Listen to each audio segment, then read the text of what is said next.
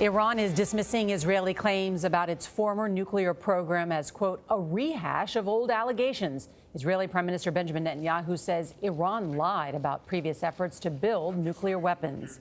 He made the charge in a primetime address on Israeli TV less than 2 weeks before a deadline for President Trump to decide whether to pull out of the Iran nuclear deal.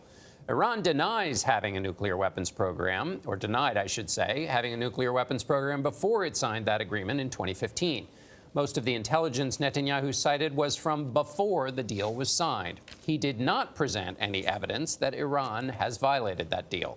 Senate Foreign Relations Committee Chairman Bob Corker says the U.S. knew about Iran's past intentions when the nuclear deal was negotiated. We knew of the possible military dimensions of their program up until 2003. We've all known. I mean, it's like the biggest known secret out there relative to their previous activities. So this is really not groundbreaking. President Trump said Israel's intelligence shows he was 100% right to criticize the deal. He says the door is still open to renegotiating it. Ron Dermer is Israel's ambassador to the United States. He joins us from Washington. Ambassador, good morning. Good to be with you. You've heard some of the reaction, not groundbreaking, not anything new. Your reply? Well, it's certainly new. Senator Corker hasn't seen that information yet. We gave it to U.S. intelligence agencies a few weeks ago. It was much of the information that we have, which is a massive amount of information. We ourselves did not know, our own intelligence agencies. U.S. intelligence agencies didn't know that. Secretary of State Mike Pompeo, who as of last week was the director of the CIA, he said it was new information. So I'm sure when Senator Corker gets that information, he will understand how new it is. And it puts together, I think, this giant puzzle that we all had of Iran's nuclear program. There were a lot of question marks about Iran's program. Now we have exclamation points that they had a military nuclear program and they had an intention, and they still have an intention, to ultimately build a nuclear weapon.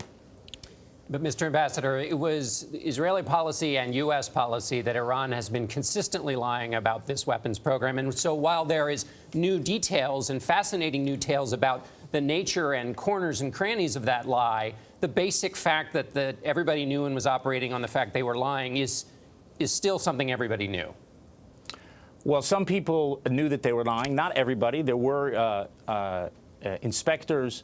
There were nuclear experts who claimed, as of a few years ago, that Iran really didn't have a military nuclear program. So hopefully this will be news to them. But I'll tell you, John, I think what was said before, that this is not a violation of the deal, is simply wrong. What this proves conclusively is that Iran falsified all of their reports to the International Atomic Energy Agency, which was critical for them to move forward with the deal. In addition to that, they have taken efforts since the deal to hide this nuclear weapons program. You know, I referred to this deal, what Netanyahu presented yesterday about this nuclear deal, as a smoking bomb. Why did I say it? Not just a smoking gun. Because, you know, in the play, you see the smoking gun in the first act, and then it goes off in the later act. What you see now is Iran has all of these files in a vault. They didn't destroy them, which they could have. They could have come clean about their program in the past. What they have is all these files in the vault, so when these nuclear restrictions are removed, they can then go to those vaults and use it to build a nuclear arsenal. That's why this deal is so dangerous. Ambassador, the Iranian program to design and build nuclear weapons was hardly a secret. That's why President Obama went forward with this Iranian deal. The key question that many people have this morning: do the Israelis have any evidence that Iran is currently not in compliance with the deal? I just told you the evidence. They are actively engaged in an effort to hide their military nuclear program. And what you said also I would dispute as well. The question is, why would Iran keep these files? Because they're going to use it in the future. Now, a lot of people responded to what Netanyahu said yesterday and said, hey, we knew all this. We knew that Iran was lying, and that's why we need these restrictions in place. That would be a reasonable argument, Norah, if these restrictions did not end.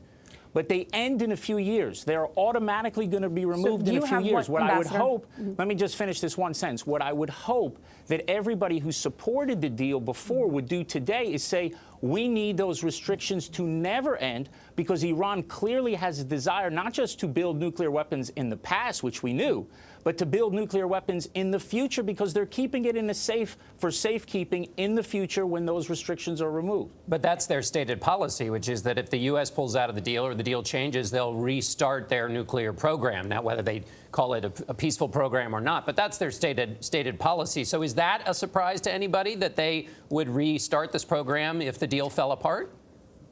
Well, they may decide to restart their program, but we're not concerned that they're going to break out to a bomb. The big danger of the deal, John, and this is not something Israel's saying today, it's something the Prime Minister said 3 years ago in Congress. The greater danger is not that Iran is going to get to a single nuclear bomb by violating the deal.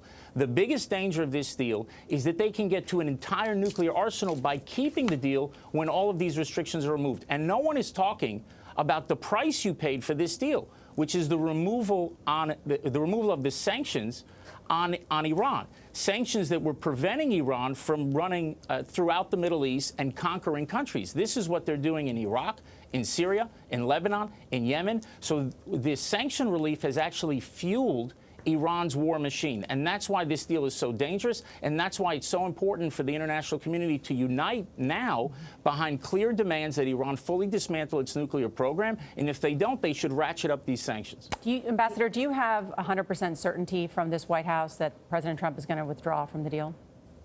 Well, it's ultimately going to be President Trump's decision, and he hasn't said what he's going to do.